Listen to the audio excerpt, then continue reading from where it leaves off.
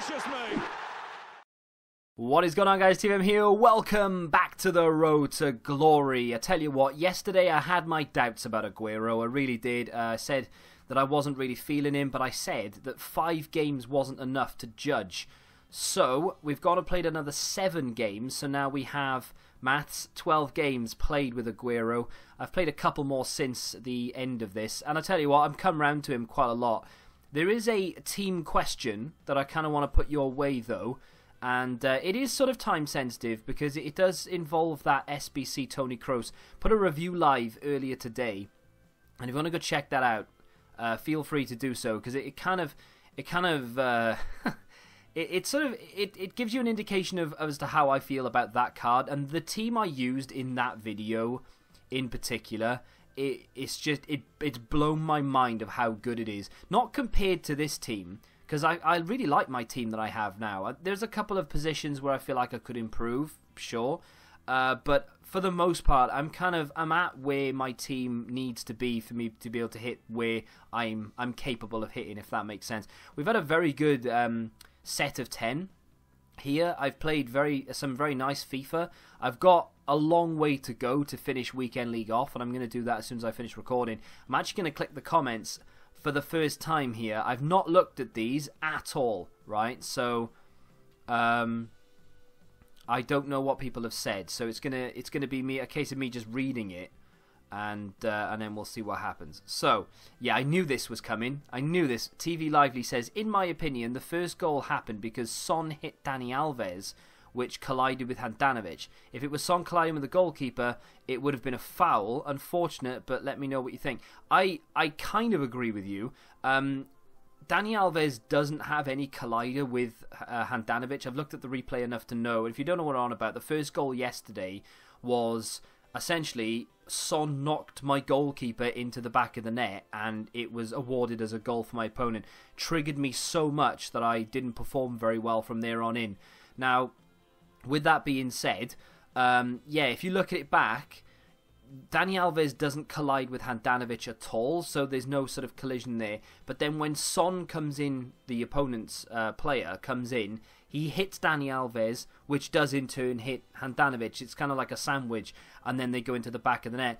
But surely Son doesn't get anywhere near the ball. Like, he is nowhere near it whatsoever. So if he's jumped into Dani Alves, it should be a foul on Dani Alves, regardless of what happens to Handanovic. So when I first read the first line, I thought you were going to start having a go and say that it was a clean challenge or whatever. So I apologise for getting a little bit uppity about that. But no, I agree that it's definitely because he hit Dani Alves and not the goalkeeper, but I still feel like it was a foul on Dani Alves, because Dani Alves is doing nothing there but trying to jump to head the ball, and if he had a collider, he would have headed it out of the hands of Handanovic.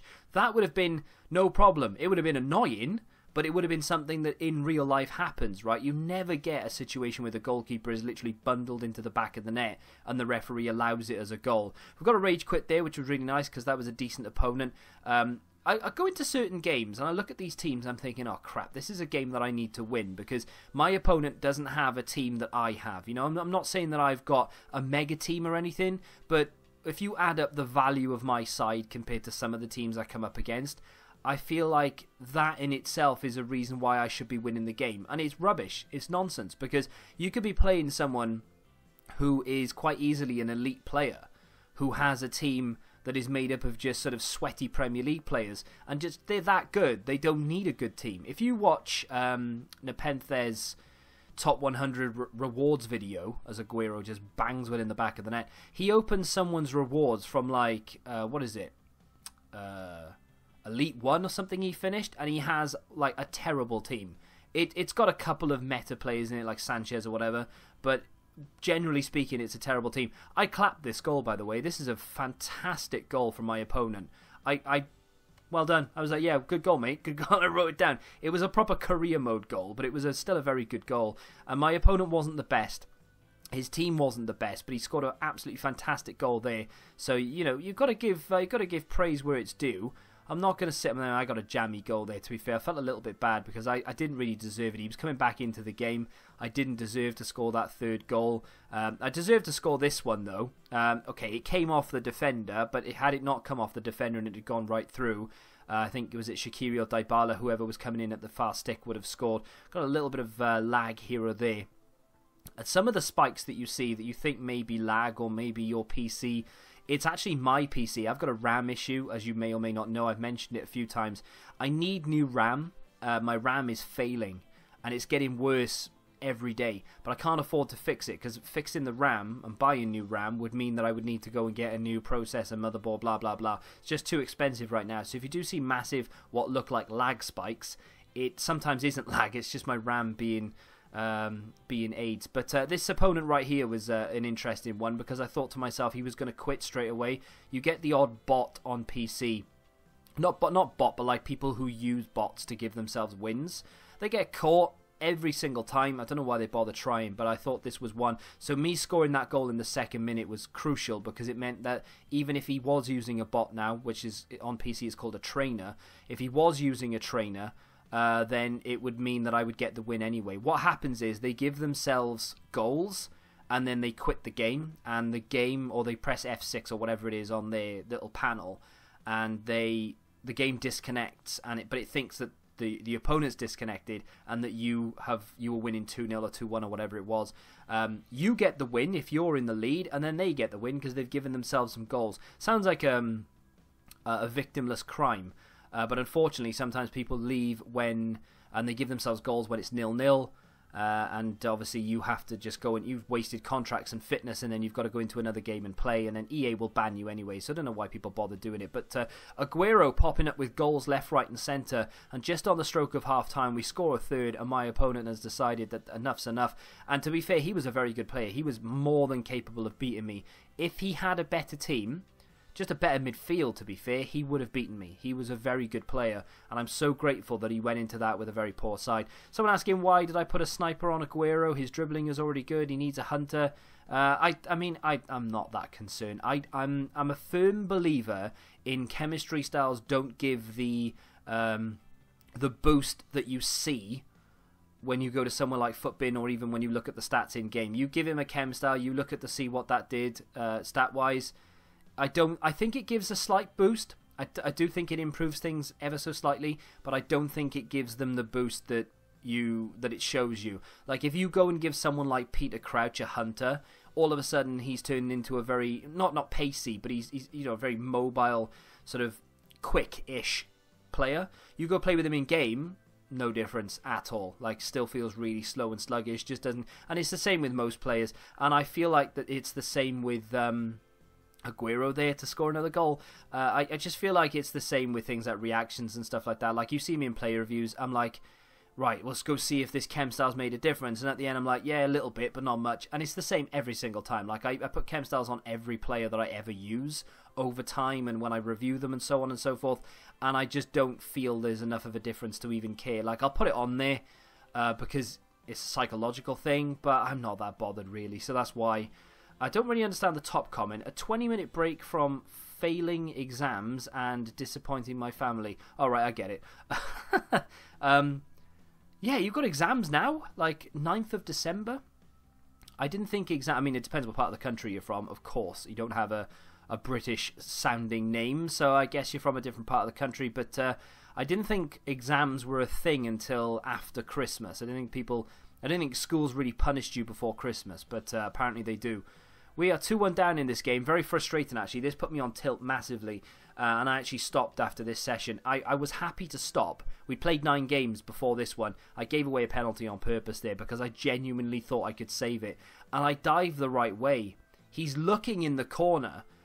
Goalkeeper gets legs to it, but unfortunately we can't keep it out, and then my goalkeeper knocks him on the floor twice, and the game ends 3-1. I deserved to lose it, hands down, but it still annoyed me because we were 7-2 going into that game, and now we're 7-3, and I knew that would be the last game that I would play in that session, and I really shouldn't have played it because I knew I was going to lose it.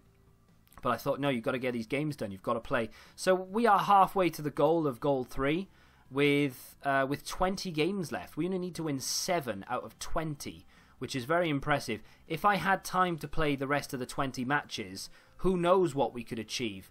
I don't think I'm going to have the time to play all 20. And yeah, one thing I did yesterday that I didn't even realise was, and this has been pointed out by Footy Star, the rare goal pack SBC didn't need gold cards. You could have used bronzes. I didn't even think about it. I just did it. I didn't even read it. And then after doing it and after ending the video and sort of I was watching someone else's video and they were using bronze players, I was like, oh crap, yeah, of course. Didn't even read the requirements, just assumed gold players would have been required. But hey ho, you live and learn.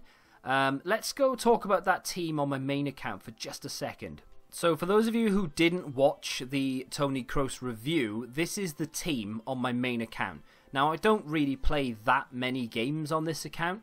I've got a few games played, don't get me wrong, but I don't play like Weekend League or anything like that, and I don't stick to this team. So this will change for the next player that I review. I will try and keep the shell of this and insert the player that I'm reviewing where possible. But for the most part, if I'm reviewing a cam, it doesn't bother me to take one of these players out, you know. But this is an extremely good team. I like it a lot. It works very, very well. In game, we switch to a 4-2-3-1, like the Road to Glory. Hadji goes up top. He doesn't really suit being a striker, don't get me wrong. But it is what it is. We have a very nice team. And on the bench, I've got some very nice players. This Douglas Costa card, he's untradeable. It would have been fantastic to get him on the Road to Glory, but you know, it doesn't matter. We've got a UCL Live Lingard, who I will be selling once they go up in price. And we did that Milinkovic-Savic, of course, because again, I did the review. We did the Lucas. I bought Loftus-Cheek just to review him. We've got a Champions League Fred. I did give Goetze to review. I packed PK the other day from an Ultimate Pack. Still got that Fellaini card who I need to sell. I'm kind of waiting for the next switch to hope that his defense gets boosted, and then in which case he'll go through the roof in price, and then we can get rid. But that team right there, mostly untradeable. Alisson's untradeable. Van Dijk is untradeable. We have, who else is untradeable? Malcolm is untradeable. Hadji's untradeable. Modric is untradeable, of course. Kroos is untradeable, and everything else is tradable. I'm waiting for the price to go up on Robertson before I can sell him, because at the moment he's maxed at 130k on PC and he's extinct. So when he goes up in price, I will sell him, because there's no need for me to keep him. It is nice having a full Liverpool defence and goalkeeper. But the whole point of me showing you this, by the way, is because those two players right there, Kroos and Hadji, Kroos and Modric, are unbelievable together. They are so good in the same team. My question is, because I like them so much, is it worth my while maybe having a big, not clear out necessarily, but just sort of gutting what I can here or there, going after that Kroos card, which is less than 100,000 coins on our account because we have enough players to be able to do, I would say, most of it. It might cost me, say, 50, 60k, which wouldn't be a problem. And then do I go after Modric? I don't know how much Modric costs. Even the normal Modric doesn't have to be the UCL. I know, I don't know whether I fancy a change. And I know I said earlier that I really like my team, and I do. I think it's absolutely fantastic. We've got a couple of really expensive players up top with Dybala and Aguero. We have a really strong midfield with Nainggolan and Fabinho. I've got, in my opinion, a very good defence. A lot of people keep telling me to change Miranda.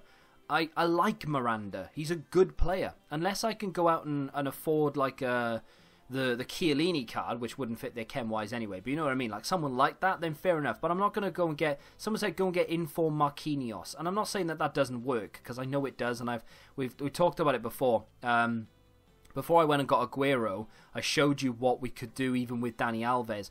And it was either Thiago Silva or Marquinhos, the inform Marquinhos that was there. Someone said it in the comments yesterday.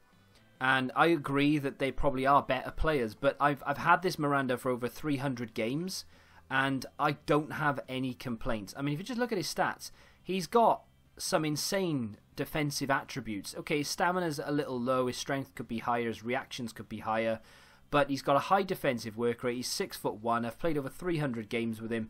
I don't have any complaints at all. So I'm not going to rush out to improve that. There's just no need to. But with that being said, in the interest of just having some fun with this game, would it make sense to maybe sell everything that's sellable and just go and build something different? Because, you know, we're playing with the same players every single week. We've got nearly 250 games with Fabinho. We've got over 300 games now with Roberto Firmino. We've already played 10 games. Look at that for a record, by the way, with Aguero. And for me saying that I wasn't that big of a fan of him, he scored 9 goals in 10 games with 1 assist. That's as many goal contributions as he's got games. Dybala has... I mean, remember when we packed Dybala? And we've played 144 games since. That return, by the way, is sensational. And then Mertens has 233 games. Even Skriniar has over 115 games. And then Handanovic is the most played player in the team with 353 games. I really wish he was a fresh card before we started using him. I bet he's absolutely knackered, having played 453 games in about 2.5 months. But I don't know. I really like Modric and Toni Kroos. So the do I try and fit them in here? Maybe instead of the Italian contingency. I mean, I could get away with using with keeping Skriniar, Handanovic, and maybe moving into the French league here. I don't know. There's so many options, isn't there? I know a lot of you are like, oh, for God's sake, he changes his mind every single time he turns on the camera. But I was just playing with that team earlier, and Kroos and Modric were just unbelievable. They were so good together. But the problem I have is I really like this team that I have. So is it maybe... I tell you what we could do. I don't know if I'd be able to afford Toni Kroos, but then would it be a good idea, and an interesting idea to say the least, to maybe keep this team, don't sell any of it, keep it, and then go and build a concept team with most of these players, but with Modric and Toni Kroos in it as well.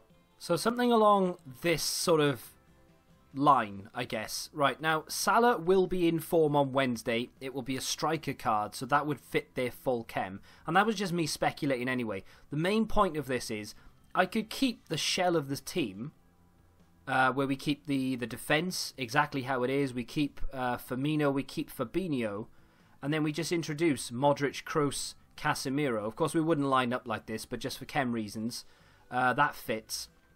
We don't have to have Salah up top. We can play... There's a few choices there. But we could maybe aim to get this as well as the team that we have already, so that we can maybe change, you know? So we have 2 teams, kind of. We have 1.5 teams, you know, so we can maybe change it now and again if we decide to. I don't know. I don't know. What do you guys think? I mean, I could maybe go and do that Toni Kroos by Thursday or on Thursday when we get rewards. I might have enough money to do it. I'll have to maybe have a look to see what players we've got in the club already. I've got no idea how much Modric standard card is. He's under 100k. How much is the Champions League? It was about 250. Don't care about the Champions League card because it's not that much better than the original anyway. So it's about 80 something-ish. I could probably pick him up during a lightning round or during when rewards come out for about 80k. So that's not too bad at all. We know Casemiro isn't that expensive because we've had him and sold him 2 or 3 times. So he's about, what, 35, 40k. And then that Toni Kroos card is however much it's going to cost. We would need to get very lucky with a player pick to get Salah, because I can imagine he's going to be expensive. But like I said, there are plenty of other options. Even someone like Gabriel Jesus is an option. I don't know how much that Toni Kroos card would be to do, though. I'm speculating, of course. I mean, I'm not necessarily suggesting that we change the entire team. I don't really want to. I kind of like the team that I have, but maybe instead of just trying to improve what we have now, because we have a team that I think is going to be very difficult to improve week to week, maybe we try and build into another 1 or 2 teams here or there. And if there are any sort of decent SBC players worth picking up, we could potentially go and get them. You know, like this Toni Kroos card. I really like it. I think it's a fantastic card. Spoiler alert for the review, right? But can we actually do the majority of this? I mean, I don't mind spending money, of course, but can we do the majority of this without spending big? We have, I forgot, we've got a Douglas Costa there, untradeable. We could, I mean, we could either use it in the SBC. I'd definitely use Farman. We could either use it in the SBC itself, or we could actually use him in the team. I don't have any high-rated untradables, theoretically, that I could use. Unfortunately. I could maybe use that Koke card, because he's never going to get used. Let's just say, for instance, that we would use that card. Let's just say, how far are we off this rating-wise? What's the lowest rated card here? 84? Let's say we want to get rid of this goalkeeper here. Yeah, that's not going to do it, unfortunately. I mean, I'm not too concerned about Kem. We could work Kem out at some point, I'm sure. But we would need an extra, maybe an extra 86 in there.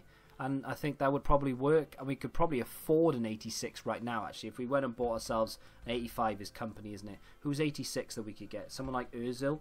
I know Ozil's about 20k.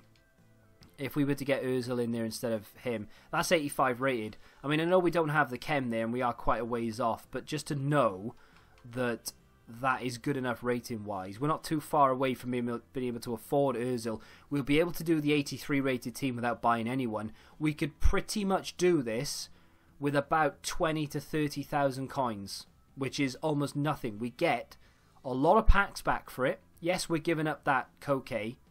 We might not have to. If we wait till rewards, we could afford to do it without using Koke. But what do you guys reckon? I mean, even if we don't build into that team, is it worth going out and getting this? Because we get a 25k and a 45k. We've got an amazing super sub then. Because I said I wasn't going to do it. But since using him, I tell you what, I really like him. And I think even just as a super sub, he could be a fantastic player to bring off the bench. But then if we decide maybe to build into La Liga, as well as keeping the team that we have rather than selling everything, I've kind of gone off that idea. So, yeah, what do you reckon? Let me know down below. Interesting. I know I like to chop and change now and again. I do like to keep the team. But in the interest of content and keeping this exciting, I think it could be a very good move. Let me know what you guys think in the comments section down below. If you have enjoyed this episode of The Road to Glory, smack the like button, subscribe to the channel if you're new, and until the next time, goodbye.